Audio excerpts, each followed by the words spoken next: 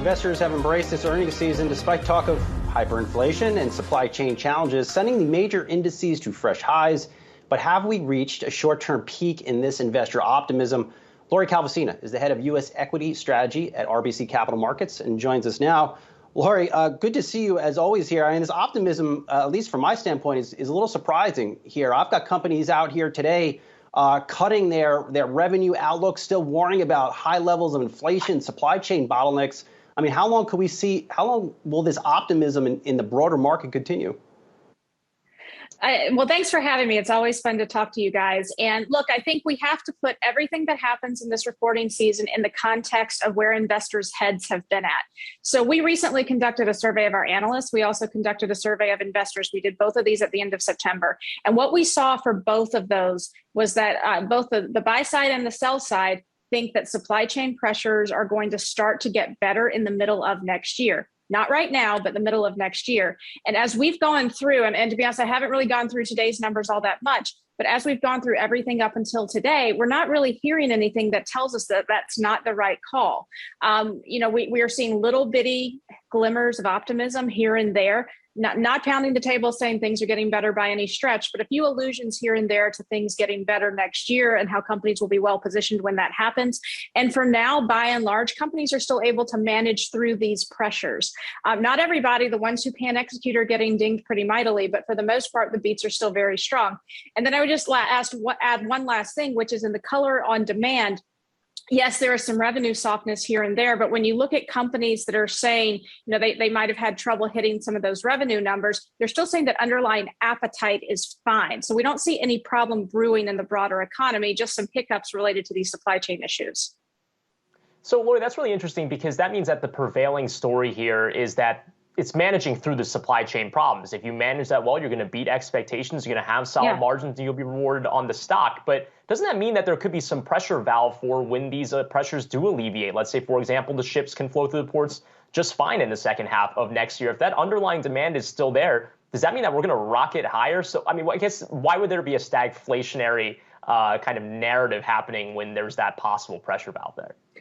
Well, look, I don't buy into the stagflation narrative. I'm not going to lie. I mean, if you look at consensus forecasts for next year on GDP, I don't actually make that forecast. We leave that to Tom Porcelli at my shop. But if you look at how the consensus has been tracking, it's moved down from like 4.4% to 4% for next year in real terms. Your long-term average is 2.5%. Yes, the growth rate has come in a little bit, but that is not stagnant. I mean, that is a very, very healthily growing economy. So look, I think that what we've got from these supply chain issues is a near-term earnings problem. I think it's something we do have to monitor in the first half of the year. Earnings growth is only tracking at 4-6% in the first 2 quarters of next year. So companies do have to keep managing through for the market to continue to move up. But the reality is that the underlying economic backdrop simply is not stagnant. I really just don't buy into that stagflation argument at all. Hey, Lori, we also don't seem to be seeing any sort of pushback from consumers on the prices. I mean, rhetorically, we've heard a lot of pushback, right? A lot of people have been complaining about it, but they also keep paying those prices. At least that's what it looks like. So how does that play through to earnings, both for this reporting season, but also going forward? Well, if you go back to kind of the first big week of this reporting season when all the big banks were starting to come out, we heard from a couple of the big ones, big national U.S. banks that were talking about consumer cash balances. And they were talking, I remember one of them talked about people who had gotten stimulus payments and people who hadn't. And both of their account bases had well above average levels of cash in their checking accounts. I mean, that's just a great sort of real-time way to think about the cushion that consumers have to absorb some of these higher costs. If you talk to economists, they'll tell you that consumer savings are still very, very strong relative to history. Now, that's not going to last forever, but it does look like what I'm seeing in the data is that we've got enough to probably get us through to the alleviation of those supply chain pressures late next year. So there's time. There's enough in those bank accounts right now. There's enough of that savings to kind of get consumers through this rough spot. And what I heard from the banks is that we're not really close to tapping that out yet. I like Brian Chung's optimism that supply chains will ease. Lori, I'm going to roll with it here.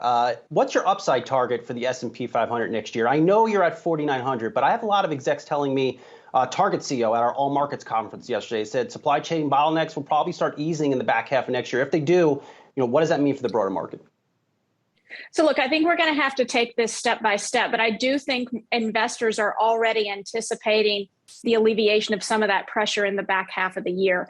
So we have to put earnings growth in the context with valuation multiples. So I think we're going to have a good solid year of earnings growth next year, a good solid year for the economy itself. And I think that's really going to help markets move up. But, we're in sort of the 9% return camp as opposed to something like the 15, 20% return camp on the S&P. And I would say a couple of reasons for the moderation are, one, at some point, investors will stop looking at 2022 and start looking at 2023. And actually, then economic growth is expected to slow down to about 2.3%, back to slightly below average type levels. So I think as investors see that cooling off, they'll kind of move away from the cyclical trade, move back into more defensive areas of the market. That'll cool the market's heels a little bit. The other thing we have to worry about is the Fed. So what we typically see with Fed rate hikes, not only do you get sector rotation away from cyclicals and value and back to more sort of safer areas like secular growth, but you stop seeing multiples expand in the market. And you actually do tend to get a little bit of multiple flattening or contraction, depending on what PE you're looking at during Fed hiking cycles themselves. And I'm not going to sit here and tell you exactly when I think the Fed is going to start, but our economics team does think it's going to be sometime late next year. And I think investors will start to worry about that a little bit in advance. And so that'll cool the market a little bit from a multiple perspective. I'm sure they will begin to worry. That much is for sure. Lori Calvasina, head of U.S. equity strategy at RBC Capital Markets. Always good to see you.